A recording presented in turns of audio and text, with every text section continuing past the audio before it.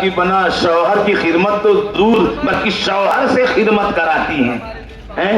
سر میں تیل شوہر کو لگانا چاہیے، الٹا بیچارہ شوہر دولہا میاں ہسبینڈ میاں اپنی بیوی کے سر پر تیل لگا رہے ہیں، پیریں دبا رہے ہیں، کپڑے دھل رہے ہیں، خدمت الٹا جاری ہے. جب تو خدمت کرنی چاہیے تھی وہ نہیں بلکہ ہسبینڈ میاں کر رہے. تو نیک بیوی قسمت سے ملتی ہے یار. نیک بیوی جس گھر میں چلی جائے وہ پورا گھر جنت بن جاتا ہے. اس لیے سرکار فرماتے نیک بیوی شوہر کے لیے جنت ہے. آج کل معاملہ کیا ہے؟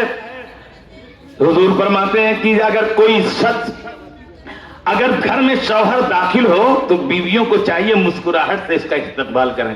لیکن ہوتا ہے جو ڈنڈا لے کر کھڑی رہتی ہیں، آؤ تب بتاتے ہیں ٹماٹر نہیں ہے، آلو نہیں ہے، مرچا نہیں ہے، گوبھی نہیں ہے، سبزی نہیں ہے، باہر گھوم رہے، آؤ تب بتاتے ہیں. جیسے ہی گھر میں گھسا ایک جھاڑو، ارے یہ کیا، جا نکل جاؤ، کچھ بھی نہیں ہے. میرے دوست یہ بیوی نیک نہیں ہے، اس سے گھر بنتا نہیں ہے، بگڑتا ہے. تو اپنی بیویوں کے غلام مت بنو، بلکہ اگر بننا ہے غلام تو مولا علی کا غلام بن جاؤ، اہل بیت اطہار کا غلام بن جاؤ. اے میرے دوستو، سرکار فرماتے ہیں کہ نیک بیوی شوہر کے لیے جنت. تو بیوی کون بنتی ہے؟ بیٹی ہی نہ بنتی ہے. بیٹی بن کے آئی تو جنت رحمت لے کر آئی، گھر سے گئی تو ماں باپ کو جنت دے کر. اور چونکہ ایسی بیٹی ہوگی تو نیکی ہی ہوگی نا. تو وہ جس شوہر کے پلو بندھی اس شوہر کے لیے جنت بن گئی. سرکار فرماتے ہیں اور جب اولاد والی ہو گئی تو سرکار فرماتے ہیں ماں کے قدموں کے نیچے اس کی اولادوں کی جنت ہے. بیٹیاں کتنی عظیم الشان ہے نا، بیٹیاں کتنی پیاری ہیں نا، بیٹیاں کتنی نرالی ہیں. آج ہم نے بیٹیوں کو رحمت نہیں زحمت بنا لیا. کیوں؟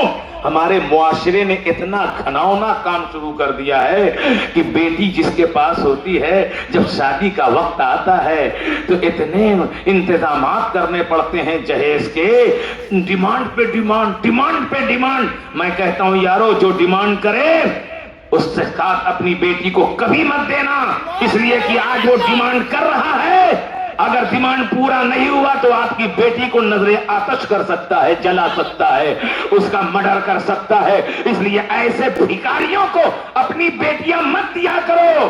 اگر وہ تم سے مانگیں تو اسے کہہ دو اگر مانگنا ہی ہے تو غریب نواز کے در پہ چلے جاؤ، رومال پھیلا دو، بہت مل جائے گی. ایسے کو اپنی بیٹیاں مت دو.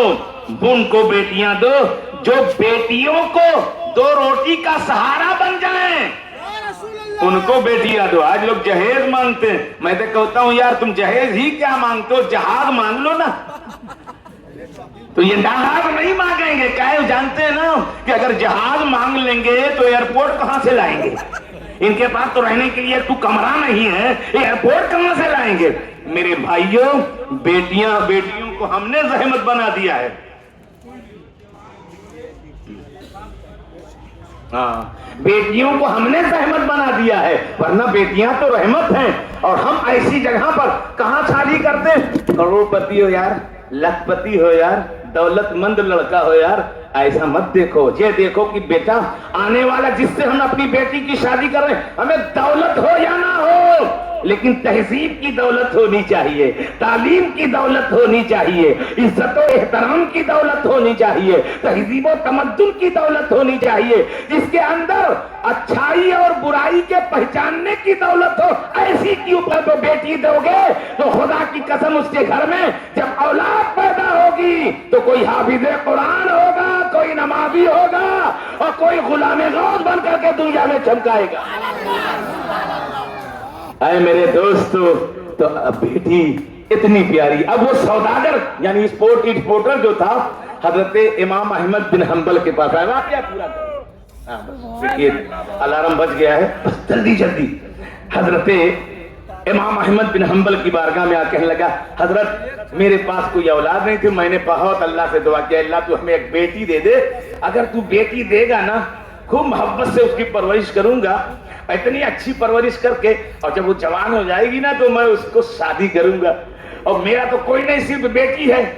تو میں اپنی بیٹی کو دنیا کی ساری چیز تحفے میں دوں گا. جائز نہیں؟ تحفے میں اولاد کو تحفے میں کچھ بھی دیا جا سکتا ہے. کہا ٹھیک ہے. پھر کہا حضرت اس وقت بہت تھا مال دولت خزانہ, اللہ سے وعدہ کر لیا, اللہ نے بیٹی دے بھی دیا. کیوں کہ بولو سن لیا, اللہ نے بیٹی دے دی, پیاری چاند سی بیٹی, بڑی صالح, بڑی نیک, خوب اچھی پرورش میں نے کی. اب وہ شادی کے لائق ہو گئی ہے. حضرت شادی کی نسبت بھی ہو گئی ہے. اب نکاح ہونے والا ہے. آج کل کی طرح نکاح نہیں ہوتا تھا کہ باراتی سوئی سو پہنچ گئے. ایسے نکاح نہیں ہوتا تھا. باراتی کہاں سے آئے بھیا؟ رسول نے کبھی بارات لے کے گئے؟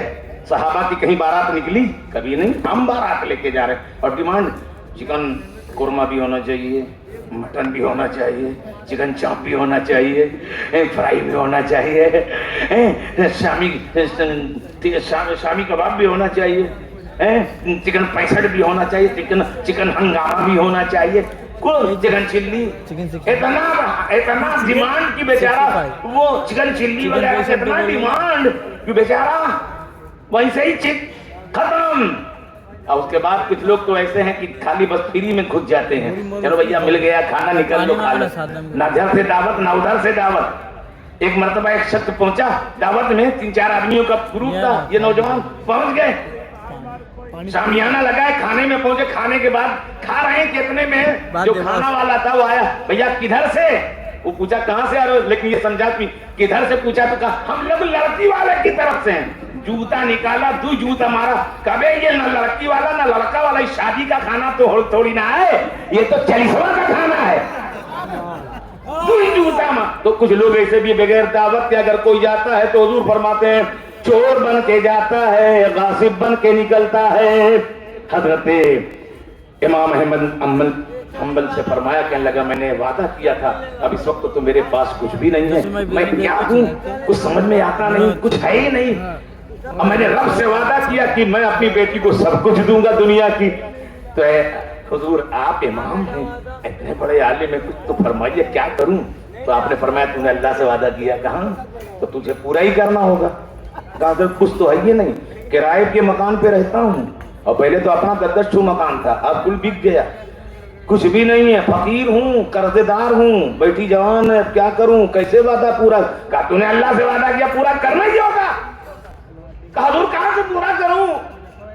کہا ایسا کر, تو اپنی بیٹی کو ایک جہیز میں تحفے میں ایک قرآن دے دے. زور سے بولو, اپنی بیٹی کو کچھ مت دے, صرف ایک قرآن دے دے, تیرا وعدہ پورا ہو جائے گا. اس لیے کہ قرآن میں دنیا کی بھی ساری چیز ہے اور آخرت کی بھی ساری چیز ہے. آج ہم اپنی بیٹیوں کو سب کچھ دیتے ہیں, قرآن نہیں دیتے, مصلی نہیں دیتے, تسبیح نہیں دیتے, اس لیے کہ پہلے ہی سے جانتے ہم نے پڑھایا ہی نہیں, تو دینے کی کیا ضرورت ہے. نماز ہم خود ہی نہیں پڑھتے تو مصلی دینے کی کیا ضرورت ہے. اے میرے پیارو, اپنی بیٹیوں کو قرآن بھی پڑھایا کرو, اپنی اولاد کو قرآن کی تعلیم سے مزین و مرصع کیا کرو, قرآن پڑھا بھی کرو, قرآن کی تعلیم پر زور بھی دیا کرو, اور قرآن سے فائدہ بھی حاصل کیا کرو. قرآن عظمت والی کتاب ہے, قرآن رحمت والی کتاب ہے, اور قرآن ہمیشہ تھا, ہمیشہ رہے گا. دنیا کی ساری چیزیں مٹ سکتی ہیں لیکن قرآن نہیں مٹ سکتا. دنیا کی ساری چیزیں ختم ہو سکتی ہے لیکن قرآن نہیں ختم ہو سکتا. حوادثات زمانہ ختم ہو سکتے ہیں لیکن قرآن نہیں ختم ہو سکتا. چاند و سورج مٹ سکتے ہیں لیکن قرآن نہیں مٹ سکتا. آمین. زمین و آسمان ایک ہو سکتے ہیں لیکن قرآن نہیں مٹ سکتا. حوادث زمانہ رک سکتی ہے, دریاؤں کی لہریں ختم ہو سکتی ہیں, سمندروں کے دھارے بدل سکتے ہیں, ہمیں نظام کائنات درہم برہم ہو سکتا ہے. یہ زمین اور آسمان زیر و زبر ہو سکتے ہیں لیکن قرآن کا ایک زیر زبر نہیں ہو سکتا, نہ زبر زیر ہو سکتا ہے نہ زیر زبر ہو سکتا ہے. کیوں؟ اس لیے کہ ہے قول محمد قول خدا, فرمان نہ بدلا جائے گا, اور بدلے گا زمانہ لاکھ مگر قرآن نہ بدلا جائے گا. وَنُنَزِّلُ مِنَ الْقُرْآنِ مَا هُوَ شِفَاءٌ وَرَحْمَةٌ لِّلْمُؤْمِنِينَ۔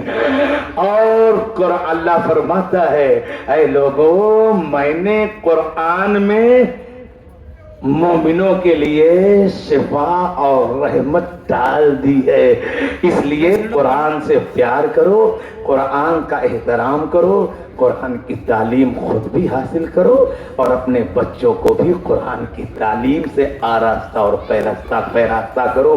جہاں ہم انگریزی تعلیم پڑھاتے ہیں، جہاں اپنے بچوں کو میڈیکل کی تعلیم دیتے ہیں، جہاں اپنے بچوں کو بنگلہ کے تعلیم دیتے ہیں، ہندی پڑھاتے ہیں اور تعلیم دیتے ہیں اور علم سکھاتے ہیں، سب سکھاؤ، بیرسٹر بناؤ، انجینئر بناؤ، ڈاکٹر بناؤ، پروفیسر بناؤ، آفیسر بناؤ، لیکن قرآن و حدیث کی تعلیم اپنے بچوں کو ضرور دیا کرو، تاکہ جہاں وہ بیرسٹر ہو وہیں پر کم سے کم مسلمان بھی تو رہ جائے، اپنے دین کا پیروکار تو بنا رہے۔ وما علینا الا البلاغ واخر دعوانا ان الحمد للہ رب العالمین۔ کھڑے ہو جائیں اور محبت کے ساتھ باواز بلند صلاۃ و سلام کا نذرانہ پیش کر لیں۔